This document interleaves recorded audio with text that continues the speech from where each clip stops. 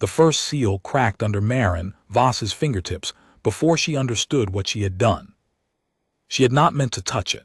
The festival crowds were still singing 3 levels above, their voices carrying down through the excavation shaft in broken waves of harmonic breviary choral music, the kind that used overtone layering to produce sounds no human throat could replicate. Marin had been crouching at the base of the newly exposed wall with a dental pick and a penlight cataloging glyphs that had no business being this deep in a breviary ruin. The script was older than anything in the breviary linguistic record, older, possibly, than the breviary themselves. She had leaned in to photograph a sequence that curved around a hairline fracture in the stone, one hand braced against the surface for balance, her cheek almost touching the rock. The stone moved. Not inward, not outward.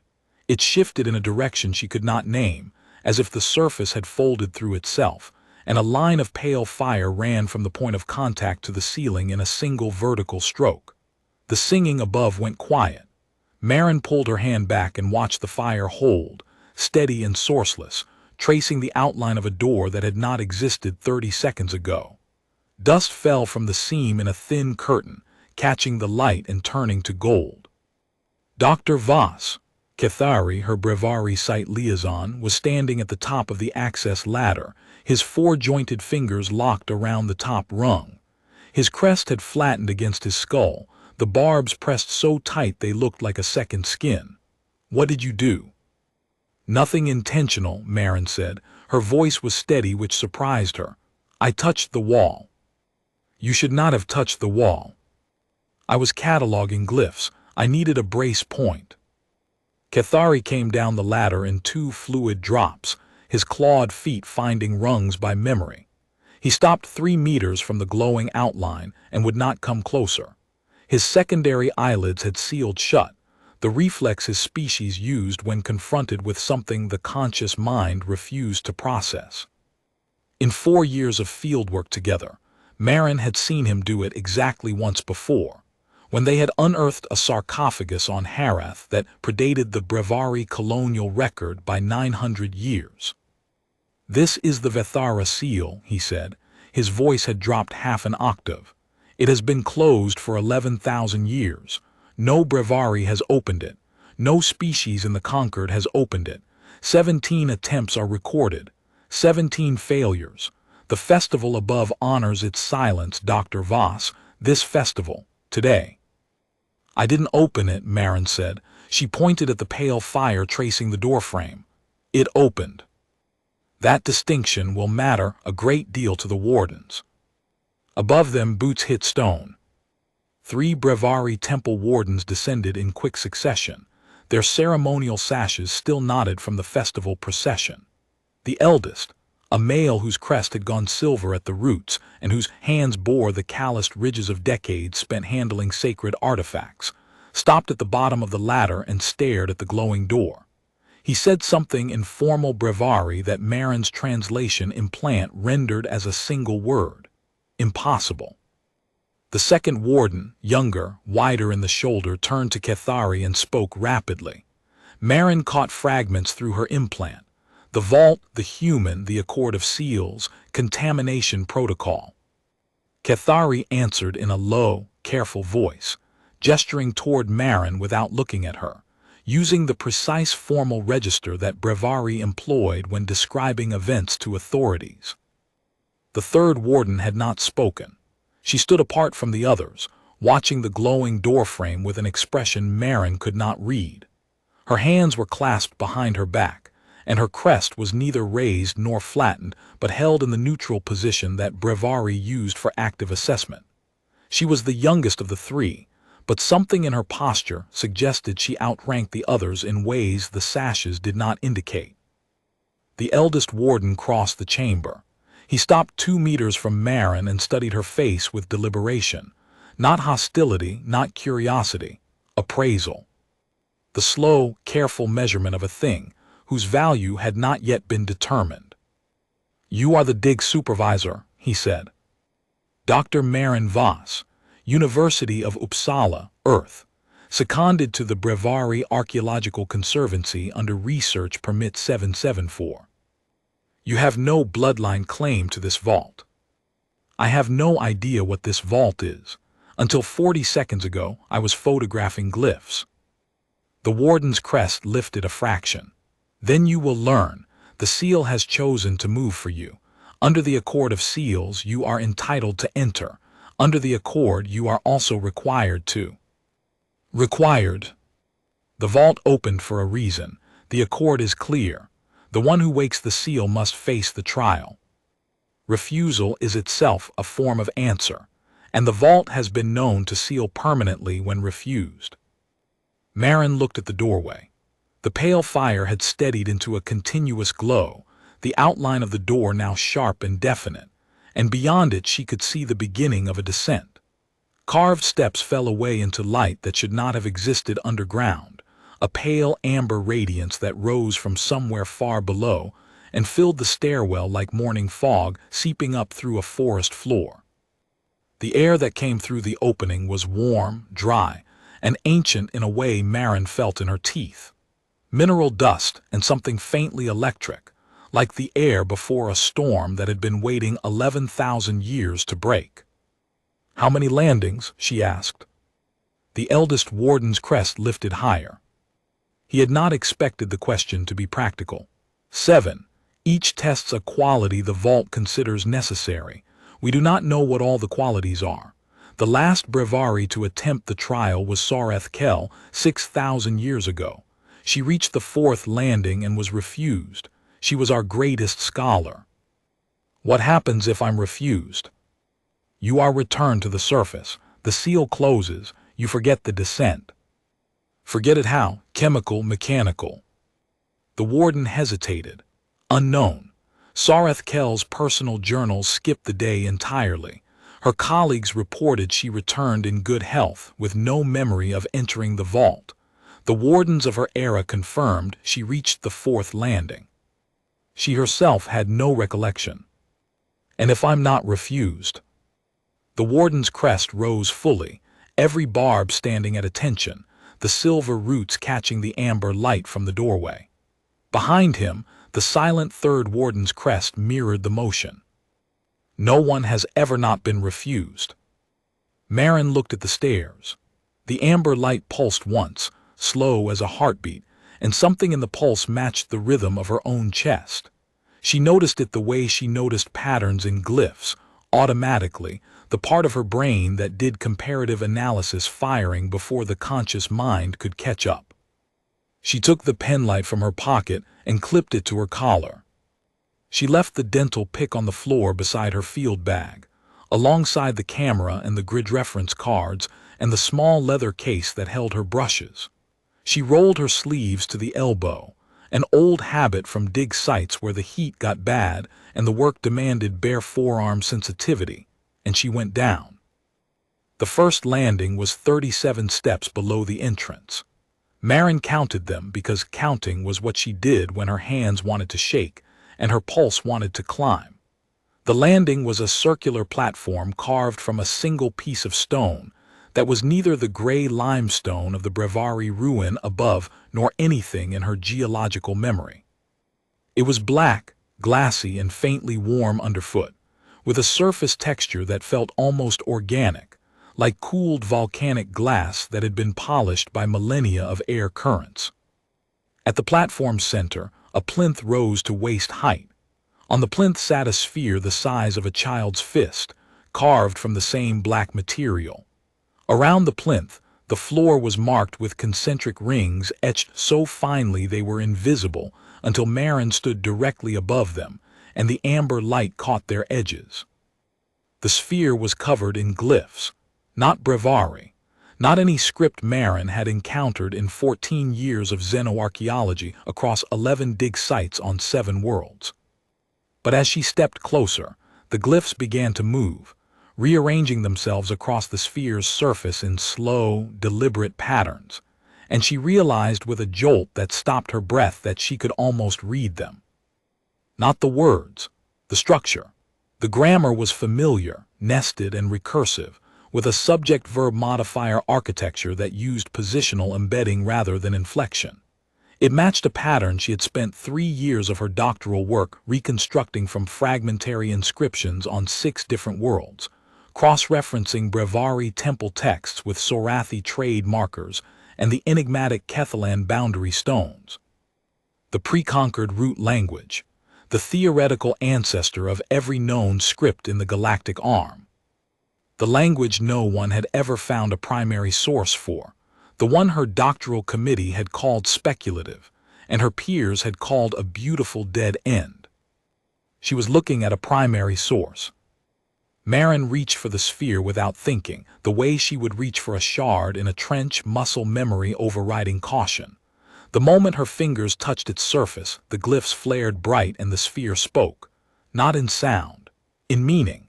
The knowledge arrived in her mind fully formed, the way a word arrives when you remember it after searching. You read the roots. You may descend. The sphere went dark. Behind her, the steps she had descended sealed over, smooth stone replacing them without a sound, as if the stairs had never existed. Below, a new staircase opened, the amber light intensifying, and Marin felt the air pressure shift, a gentle pull downward, the vault inhaling. She descended. The second landing held fire. Not metaphorical fire, not the pale amber glow of the stairwell. Actual flame, blue-white and roaring, filling the circular platform from edge to edge in a continuous sheet that rose to chest height. Marin stopped 3 steps above it and felt the heat press against her face and forearms like an open furnace door. The fire burned without fuel, without smoke, rising from the stone itself in a shimmering curtain that contradicted the very real thermal radiation hitting her skin. In its center she could see another plinth, another sphere, the black surface reflecting the blue-white light in fractured patterns.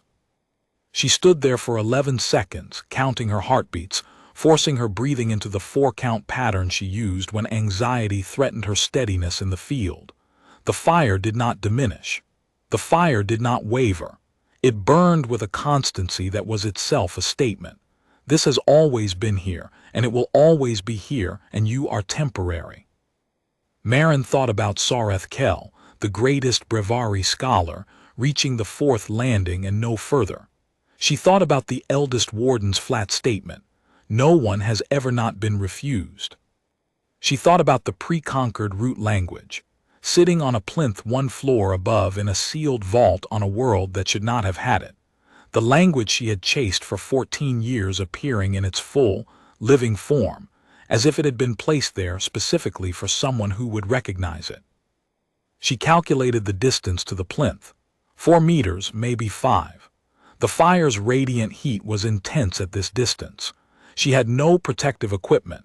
She had a penlight and a notebook and a pair of worn field boots with stitching she had redone herself on the transit shuttle 3 weeks ago.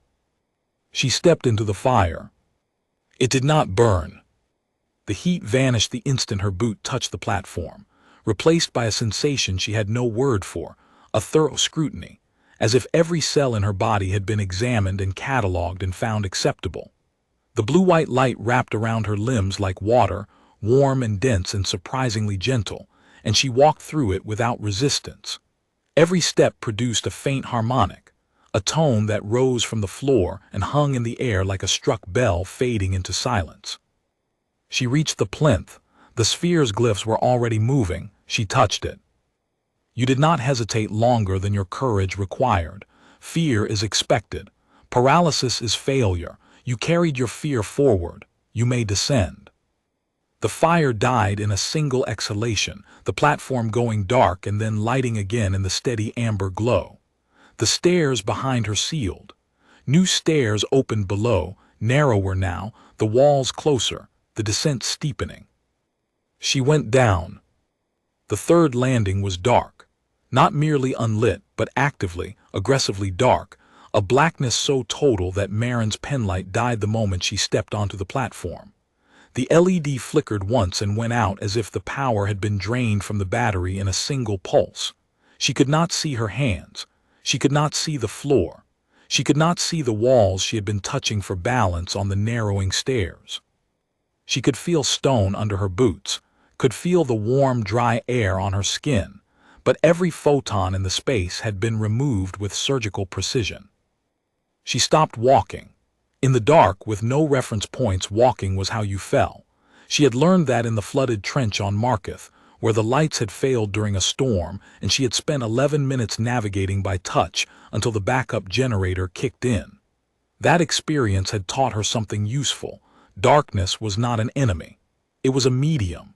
You could work inside it if you stopped treating it as a threat and started treating it as a constraint. She knelt. She pressed her palms flat to the floor and felt for the plinth. Stone, smooth and warm, extending in every direction without seam or edge. She crawled methodically, sweeping her hands in arcs, measuring distances by the length of her forearm, the way she measured trench sections when the grid lines were buried under collapsed strata. 7 forearm lengths from where she had entered, her right hand struck the base of the plinth. She stood, found the sphere by touch alone, running her fingertips over its surface until she could feel the moving glyphs as tiny ridges under her skin, and she placed her hand flat against it. You did not panic in the absence of light. You used what you had. The dark is not a punishment. It is a question about what remains when the obvious is removed. You answered with your hands. You may descend. The darkness lifted like a curtain rising. The amber light returned, brighter now, almost golden. Stairs sealed behind, opened below. Her pen light flickered back to life on her collar, its battery inexplicably full again. She went down. The 4th landing was the one that nearly stopped her. The platform was larger than the others, perhaps 20 meters across, and it was not empty. 12 figures stood in a loose circle around the central plinth, each one carved from the same black, glassy stone as the spheres, each one roughly humanoid in shape but wrong in the details. Too many joints in the fingers, 7 where a human hand had 3. 2 smooth faces without eyes or mouths, featureless surfaces that reflected the amber light like dark mirrors. Torsos that tapered to blade-like ridges along the spine, suggesting a physiology built for an environment humans had never encountered and could not easily imagine. They were not brevari. They were not any species Marin knew. They were not any species the Concord had records of, and the Concord species database contained over 12,000 entries. As she stepped onto the platform, the figures turned toward her, not with the grinding motion of stone. Silently, fluidly, as if they had been waiting for exactly this moment and were simply resuming a conversation that had been paused 11,000 years ago. The motion was so smooth, so precisely synchronized, that Marin's hindbrain registered it as predatory and sent a cold spike down her spine before her conscious mind could override it. The nearest figure extended one of its 2 jointed hands, palm up. On the palm sat a glyph, not carved but burning in pale white fire, a single character in the root language that Marin recognized instantly because it was one of the first words she had ever reconstructed from fragmentary inscriptions. Return. They were offering her the choice to go back. She looked at the 12 figures. She looked at the burning glyph. She looked past them at the plinth, at the sphere waiting on its surface, and she thought about the way the vault had been constructed, each trial built on the last. The first tested recognition. The second tested courage. The third tested resourcefulness. The 4th, then, was testing something else entirely, something that required the option of retreat to exist in order for the refusal of it to mean anything. The figure holding the glyph stepped forward. Its featureless face turned toward hers, and she felt a pressure behind her eyes, not pain, not intrusion, but a question pressed against her consciousness with enormous, patient weight. "Are you certain?" "No," she said aloud. Her voice sounded small and absurdly human in the vast chamber, swallowed by the stone and the silence and the 12 ancient watchers who stood taller than any species she had ever catalogued. "I'm not certain. I have no idea what's at the bottom of this vault or why the seal opened for me or what any of this means. But I've spent 14 years chasing the root language across 7 worlds, and every time I found a fragment, everyone told me I was seeing patterns that weren't there. The patterns were there. They were always there, and I want to find out why. She walked past them. The figure with the burning glyph did not block her path. None of them moved to stop her. They simply watched, their featureless faces tracking her progress across the platform, with the slow deliberation of sensors calibrated to detect intent. And as she reached the plinth, she heard a sound that was not quite a sound, a resonance in the stone itself, as if the 12 figures were exhaling in unison, releasing a breath they had been holding for 6,000 years since Sareth Kel had stood on this same floor and chosen differently. She touched the sphere. You were offered retreat and refused it. Certainty is not required. Willingness is. The fourth who came before you chose to return, and the vault honored her choice and erased her memory so the choice carried no burden. You chose to continue. The trial is not yet complete. You may descend. The figures dissolved into the floor like ink into water. No residue, no mark, just smooth black stone where they had stood, and the air in the chamber felt lighter, as if a weight had been lifted from it. Stairs sealed. Stairs opened. The 5th landing was a room full of text. Every surface, floor to ceiling, column to arch, was covered in glyphs, thousands of them, tens of thousands, carved and layered so densely that the walls seemed to ripple with embedded meaning. The root language in its full, unbroken form, more primary source text than existed in every archive in the known galaxy combined. Conjugation tables arranged in spiraling columns. Lexical trees branching across entire wall panels.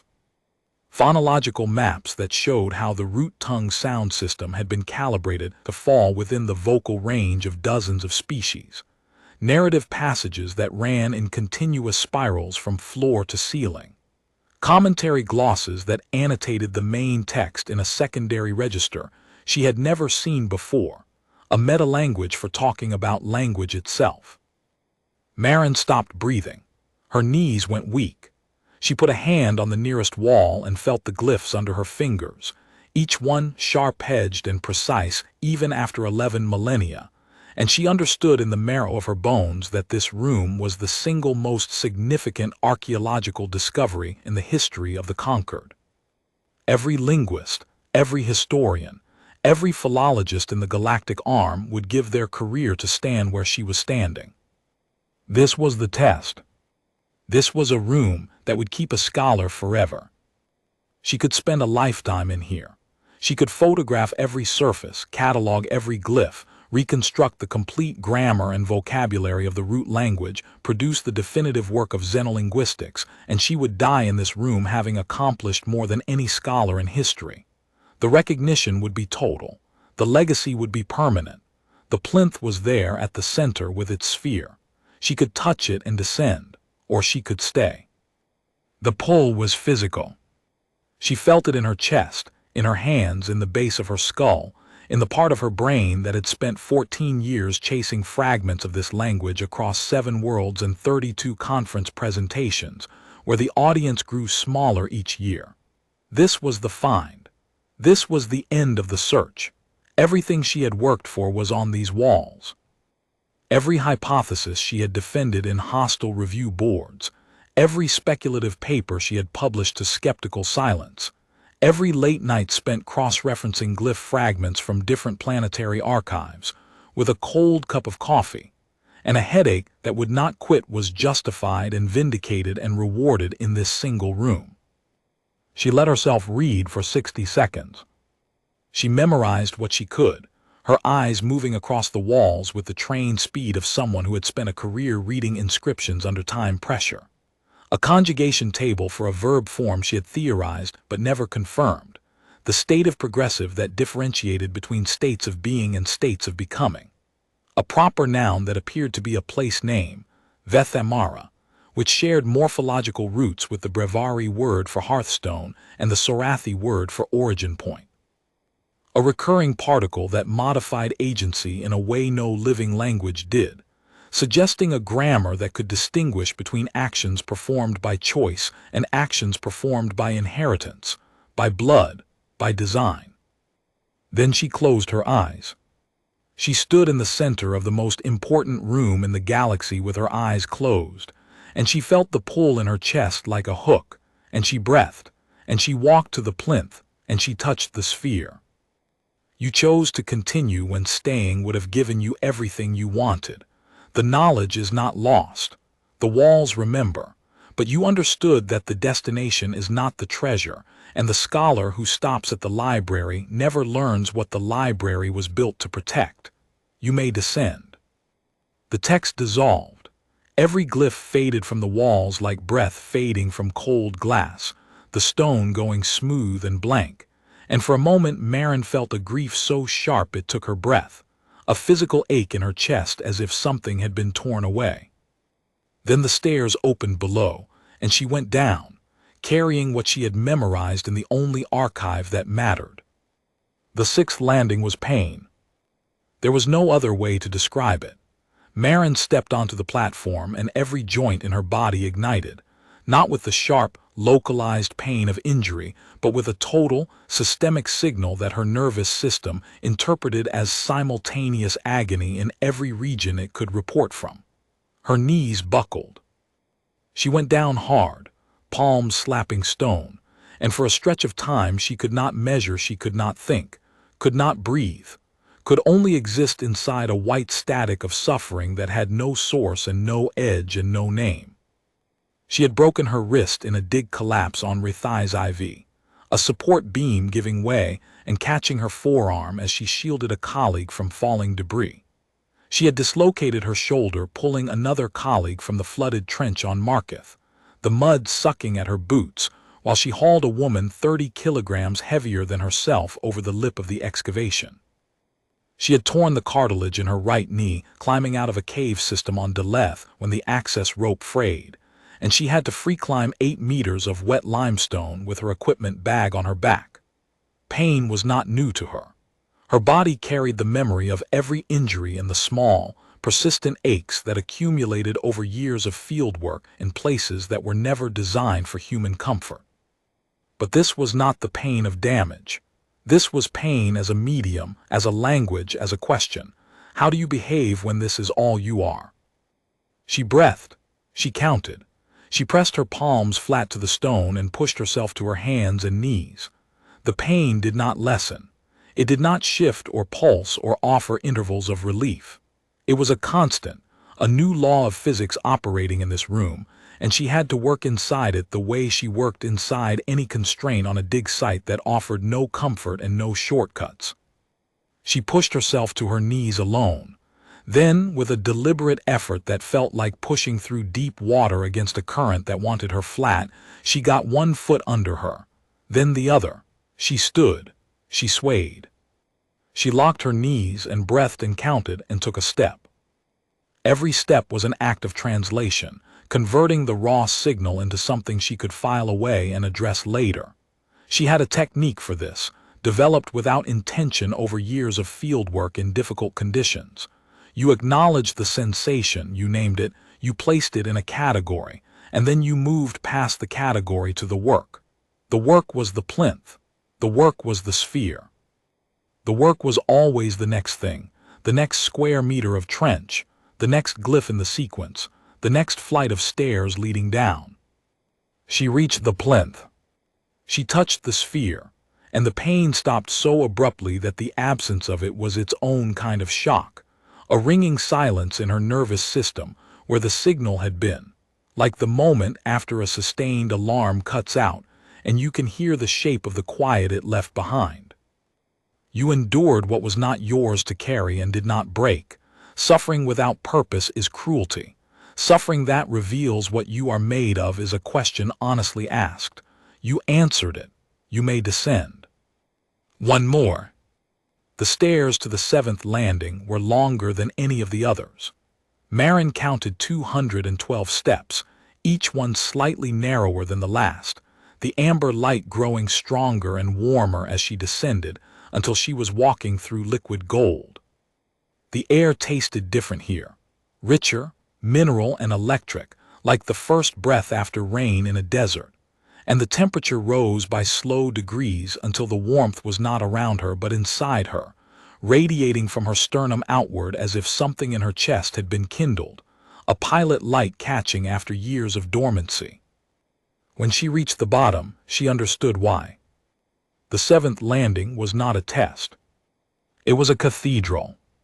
The chamber opened around her in every direction, vast beyond the possibility of being underground, the ceiling so high that it faded into amber haze like a sky made of light.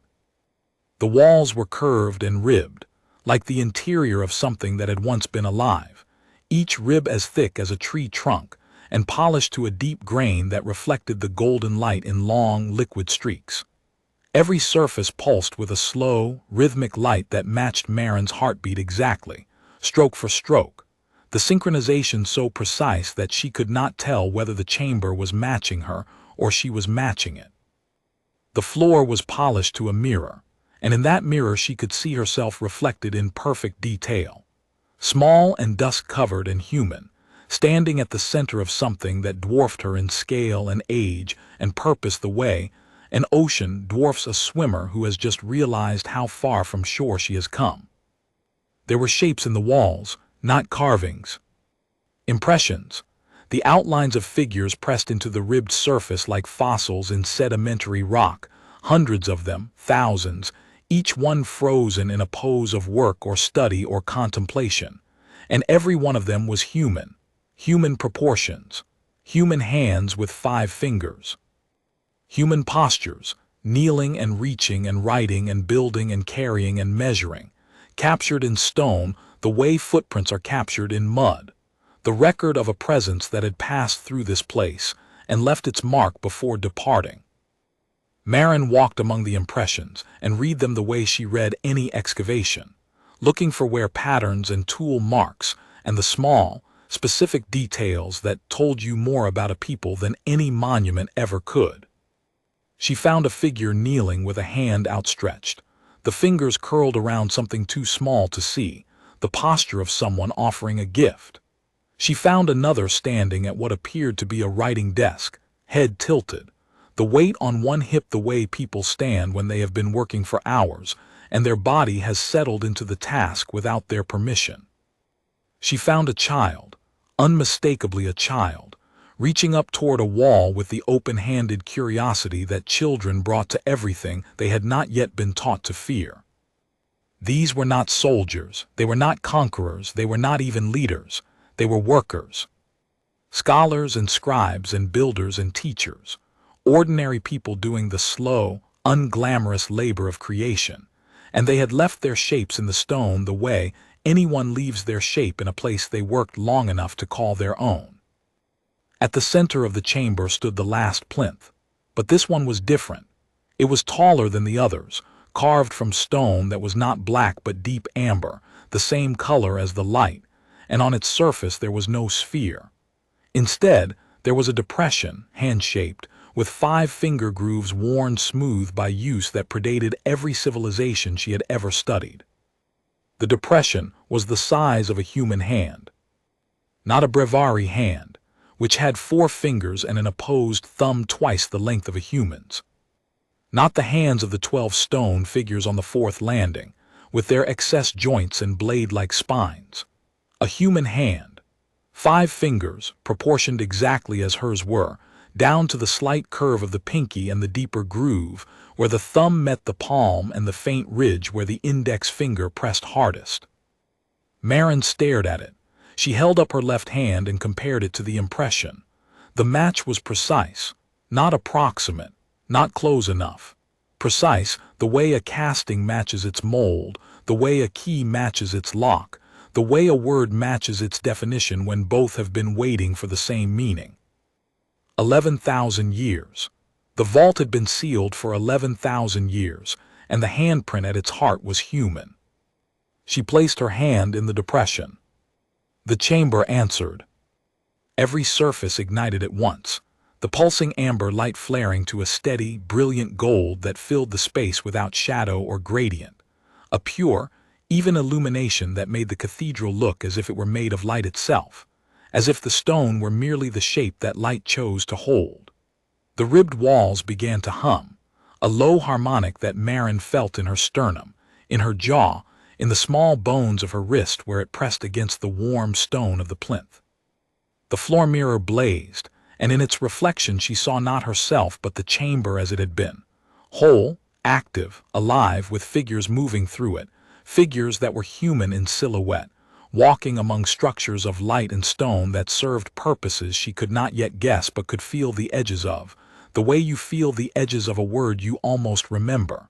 Libraries of meaning, engines of language, forges where the raw material of communication was shaped into grammar and syntax and distributed across the galactic arm like seeds cast from a steady hand. The plinth spoke, not in meaning arriving unbidden as the spheres had done, in a voice. It was deep and resonant and utterly unhurried, as if it had been composing this sentence for 11,000 years and had finally found the person it was addressed to. The sound filled the cathedral the way water fills a vessel, completely, finding every corner and hollow and resonant space. Keeper of the first flame. The words bounced off the ribbed walls and returned as harmonics, layered and amplified until the chamber itself was speaking them, and Maren felt them settle into her the way a key settles into a lock it was cut for, not forcing anything, not changing anything, just finding the shape that had always been there, and confirming that the shape was correct. "I don't understand," she said. The words came out steady. She was grateful for that. The voice spoke again, and this time it was longer, patient, and unhurried, and she felt the meaning build around her like architecture, like the walls of a structure being raised one stone at a time until the shape of the building became clear. Before the Concord, before the Breviary, before the oldest empire in the arm had named its first star, your kind walked here, your kind built the vaults, your kind lit the first flame, the engine of language, the process that seeded the root tongue across 50 worlds and gave every species that followed the capacity to speak, to write, to record, to remember. You were the root kind, the first to shape meaning from sound and give it to others without asking for anything in return. Maren's hand was trembling in the depression. The gold light pulsed in time with her pulse, and the impressions on the walls seemed to lean toward her, the fossilized silhouettes of 1,000 builders angling inward as if listening to a conversation they had left instructions for before departing. And when the work was done, the voice continued, your kind returned to the world you came from and forgot. You forgot because the forgetting was part of the design. The flame does not need to remember itself. It only needs to burn. And the root kind understood that a gift given with memory of the giving becomes a debt, and they did not want a debt. They wanted a galaxy that spoke. They wanted children who would never know they were children, who would grow into their own languages and their own grammars and believe, rightly, that the words were their own. Because the words were their own. A seed does not belong to the hand that planted it. It belongs to the soil. The impressions in the walls were glowing now, each human figure outlined in gold, and Maren could see them more clearly than before. They were not all the same. Men and women and children, old and young, dressed in clothing she did not recognize but whose wear patterns she could read the way she read wear patterns on excavated tools. These were work clothes, field clothes, reinforced at the knees and elbows, stained at the cuffs, pocketed for carrying small instruments. The uniforms of people who spent their lives in trenches and vaults and at writing desks, people who got dirt under their fingernails and stone dust in their hair and forgot to eat when the work was going well. People like her. The vault was not sealed to keep others out, the voice said. It was sealed to wait, for one of the root kind to return, for one who could read the language her ancestors planted across the stars, for one who would walk through fire and dark and pain and the temptation of knowledge and still choose to descend, because the deepest quality of the root kind was never their intelligence or their endurance or their tolerance for suffering. It was their refusal to stop when the world grew strange. It was their need to go further, always further, past the point where certainty ended and only willingness remained. The gold light began to move. It peeled away from the walls in streams, rivers of luminescence that flowed across the mirror floor and gathered around the plinth, around Marin's hand, climbing her arm in a slow spiral, warm and weightless, tracing the veins beneath her skin as if mapping the pathways it needed to follow. It was not light. She understood that now. It was data. It was memory. It was the complete record of everything the vault had been built to preserve. The root language in its totality, every conjugation and declension and semantic field and idiomatic construction, a living grammar that contained within it the seeds of every language spoken across the galactic arm. The history of the builders, compressed into patterns that her mind would spend years unpacking, decades, a full career's worth of work stored in a substrate she was only beginning to feel the edges of. The locations of 50 other vaults on 50 other worlds, each one sealed and waiting for a human hand to find its plinth. The full architecture of the first flame and its purpose, the mechanism by which a single species had engineered the capacity for language into the cognitive architecture of dozens of others, not through genetic modification or technological implantation, but through something subtler, something that worked at the level of pattern recognition and phonological processing. Something that made it possible for a Brevari infant to babble in structured syllables, and a Sorathi child to distinguish between 47 tonal registers without being taught. The builders had not given the galaxy language. They had given the galaxy the ability to invent language. The distinction was important. It was the difference between a gift and a cage, between a legacy and a leash. They had lit the flame and let each species tend its own fire. Data entered her, not her mind, not her body, something deeper, something she had no name for but could feel now, a substrate she had always carried and never known about, a capacity for holding information that was built into her species at a level below genetics, below consciousness, in the architecture of what it meant to be human. The substrate was the reason she had been able to read fragments of the root language from scattered inscriptions on 7 worlds when every colleague saw only noise.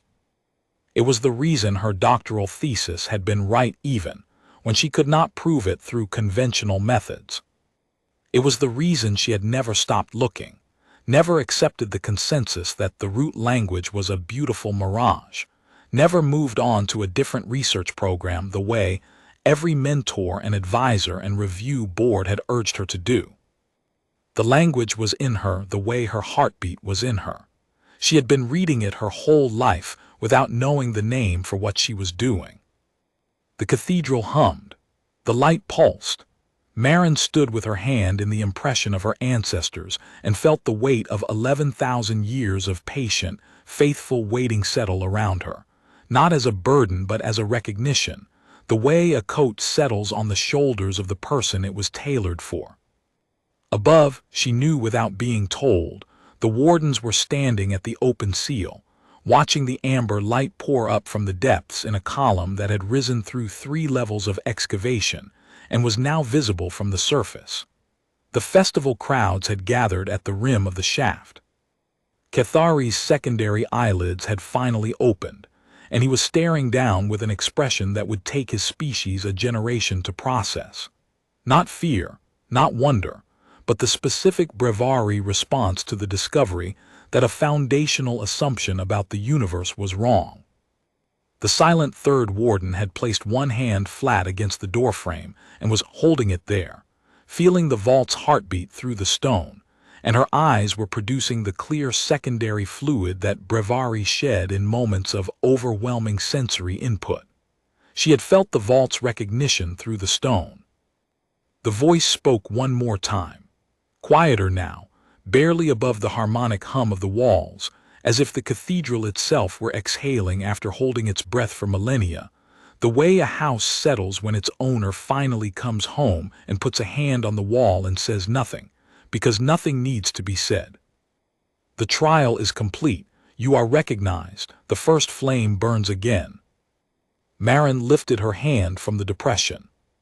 The gold light stayed with her, not visible now, not a glow on her skin or a shimmer in her eyes, but present, a warmth behind her sternum that she understood she would carry for the rest of her life and would spend the rest of her career learning to read. She looked at the chamber, at the ribbed walls that had once held her ancestors, at the mirror floor that had shown her their shadows moving through structures of light, at the impressions of 1,000 human figures who had built this place and lit the flame and given language to a galaxy, and then walked away without signing their names or claiming credit or asking to be remembered. She felt something she had not felt since the first time she had held a shard of ancient pottery in her hands at 19 years old, crouched in a practice trench at Uppsala with rain coming down and her supervisor shouting about grid reference protocols, and understood with absolute certainty that the past was not gone. It was waiting. It had always been waiting. It just needed someone to show up with dirty hands and tired eyes, and the stubborn, unfashionable conviction that the patterns were real, and listen. She turned and began the long climb back to the surface. The stairs that had sealed behind her were open again, every one of them, all 7 flights, and the amber light guided her ascent in a continuous golden corridor that felt less like climbing and more like being carried, the vault itself lifting her the way a current lifts a swimmer who has stopped fighting the water and is simply going where it needs to go. On the first landing, the sphere she had first touched was glowing again. As she passed it, it pulsed once, a greeting, and she pressed her fingertips to its surface without breaking stride. The meaning that arrived was different this time. Not a test, not a judgment, a welcome. The keeper ascends. She climbed. On the second landing, the floor where the fire had burned was warm under her boots but quiet, the stone giving off a residual heat like embers banked for the night. On the third, the dark was gone, replaced by the same golden light, and her penlight shone steady on her collar. On the fourth, the floor where the 12 figures had stood bore 12 faint outlines, like shadows cast by a sun that had set 11,000 years ago. And as she passed through the circle, she felt the same pressure behind her eyes, the same patient question, but this time it was not asking. It was acknowledging. On the fifth, the walls were blank, but she could feel the text still there beneath the surface, dormant but intact, waiting to be read again by whoever came next with the substrate and the patience to parse it. On the sixth, the stone was cool and smooth, and her joints felt steady and painless and oddly restored, as if the vault had taken back the suffering it had given her and replaced it with something she would need for the work ahead. When she emerged from the vault, the light from below followed her, spilling out of the doorway in a broad, warm flood that lit the excavation chamber like sunrise breaking through a window that had been shuttered for millennia. The 3 wardens were there, standing where she had left them, though their postures had changed in the time she had been below. The eldest had his hands clasped behind his back, the formal stance breviary used for receiving news they had already decided to accept. The second warden had moved closer to the doorway, drawn by the light. The third, the quiet one, had not moved at all. Her hand was still pressed to the doorframe, and her crest was fully raised, every barb trembling with the faintest vibration. Cathari was there.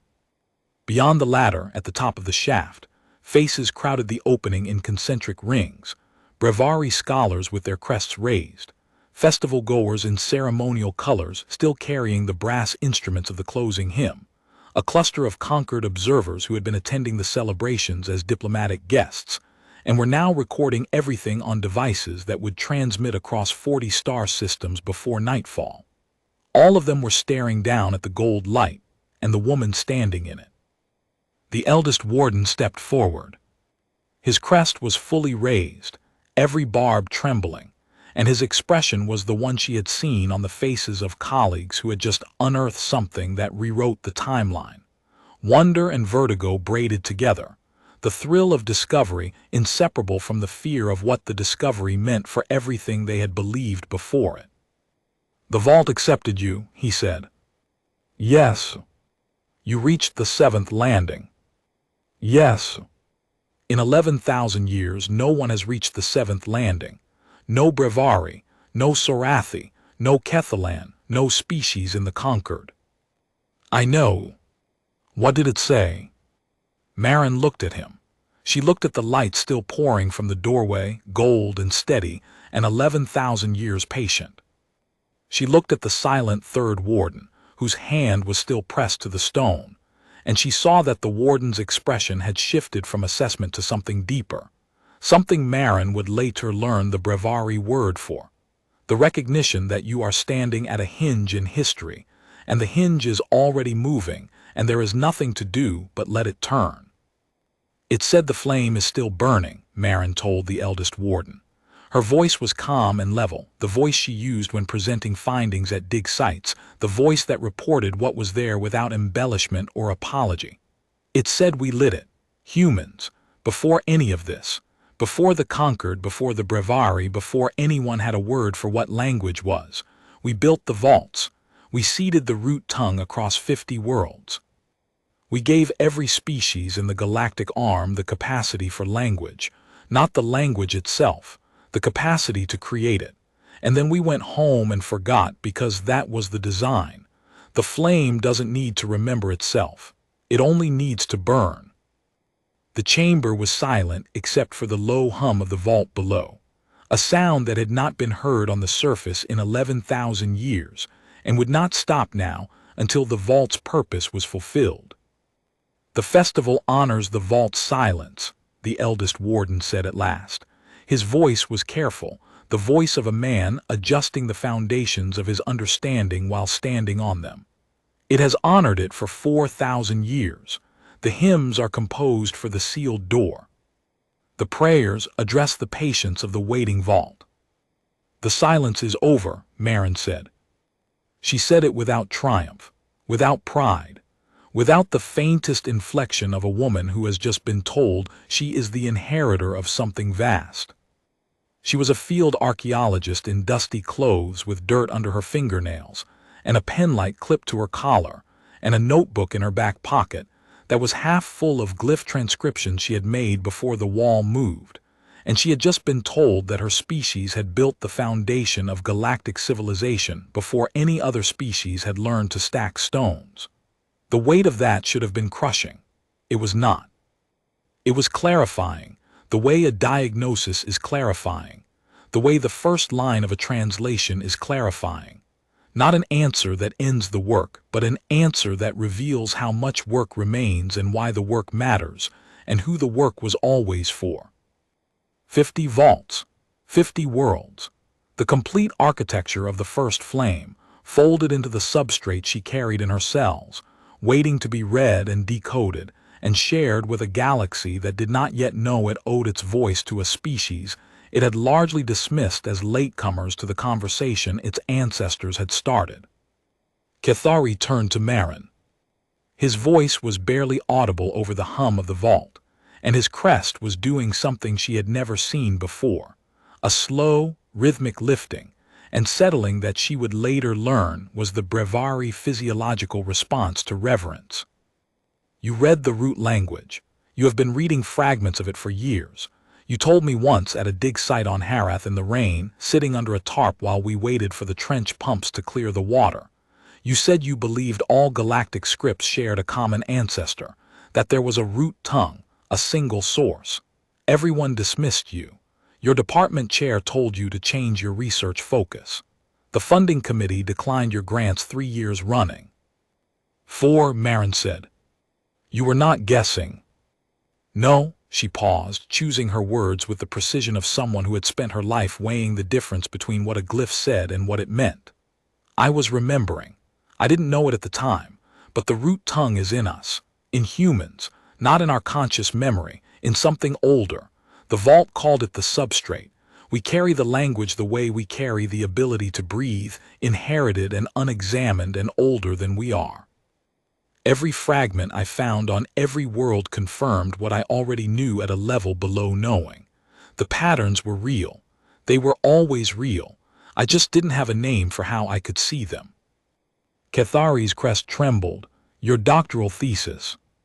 The one the review board called speculative, and the department chair called a career risk, and the external examiner called ambitious, but unsupported by available evidence, was a description of a real language I was recovering from biological memory, without knowing that's what I was doing.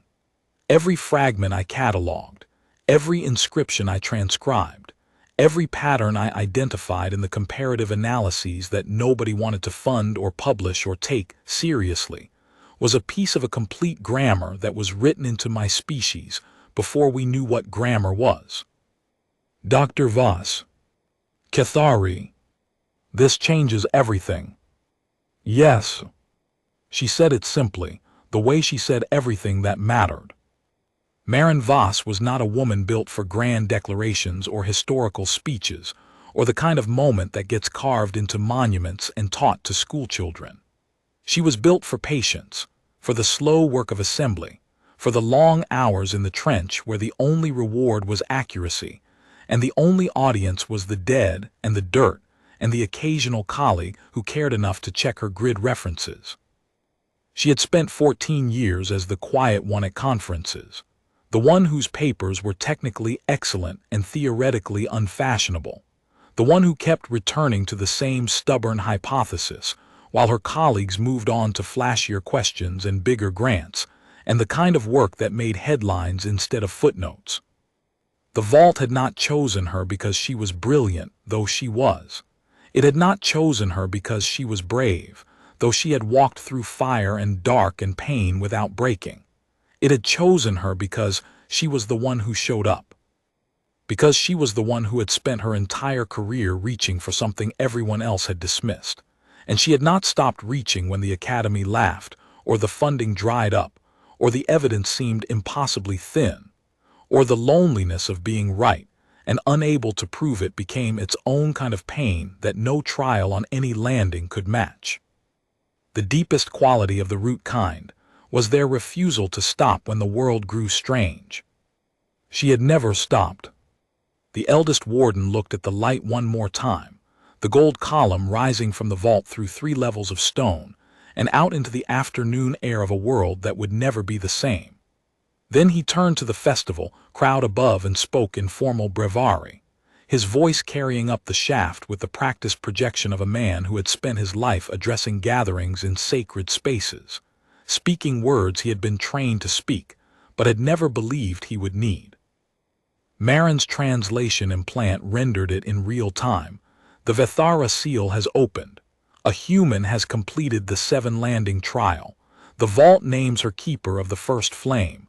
By the accord of seals she is recognized. By the accord of seals we witness. The crowd did not cheer. The breviary did not cheer at sacred announcements. Instead, they did what their species had done for 10,000 years when confronted with something that exceeded the boundaries of the known. They went still, every crest raised, every secondary eyelid open, every body oriented toward the source of the new truth, held in the posture of total attention that their culture reserved for moments that divided history into before and after. They held that stillness until the weight of it had been absorbed, and then they held it longer, because this weight was larger than any their rituals had been calibrated for, and the stillness had to stretch to contain it. In the silence, the gold light from the vault pulsed once, steady as a heartbeat, steady as the flame that had waited 11,000 years for a woman who read dead languages to touch a wall and finish what her ancestors had started. The eldest warden watched Maren for a moment. Then he said, "The festival should resume." Maren had already pulled the field notebook from her back pocket. She sat down on the stone floor of the excavation chamber, cross-legged, the way she sat in trenches when the light was good and the glyphs were flowing, and uncapped her pen. Let it. The traditional closing hymn honors the vault's silence. She looked up at him. The gold light from the vault played across her face, and in that light her expression was the same one she wore on dig sites when she had just found a fragment that confirmed a hypothesis. Not celebration, not excitement, but a deep, steady, unsurprised satisfaction, the quiet certainty of a woman who had always known the patterns were real and had just been handed the proof that everyone else would need. Change the hymn, she said. The warden's crest lifted one more time, every silver barb catching the gold light from below. He looked at the human woman sitting cross-legged on the stone with a notebook in her lap, and the weight of 50 worlds folded into the space behind her sternum, and he understood something that his species would spend the next century coming to terms with. The silence they had honored for 4,000 years had never been sacred. It had been patient. It had been a held breath, a pause between sentences in a conversation that had started before any living memory, and had simply been waiting for the right voice to pick up the next word. A woman with dirt under her fingernails had spoken it. He turned, climbed the ladder, and told the choir to learn a new song. Below in the amber light, Marin wrote. She wrote the verb conjugation she had memorized on the 5th landing. She wrote the place name, Vethamara, and the particle that modified agency by inheritance. She wrote quickly and steadily, the way she always wrote in the field, because the work did not wait for you to be ready, and the light did not last forever, and the only thing that mattered was getting it down before the day moved on. But the light did last. It poured from the vault in a steady, golden flood, and it would not stop, because the flame had been relit and the roots held in the work, the real work, the work that her ancestors had started 11,000 years ago, and that she would carry forward for however many years she had left, was only beginning. The flame burned, the roots held, and the work at last continued.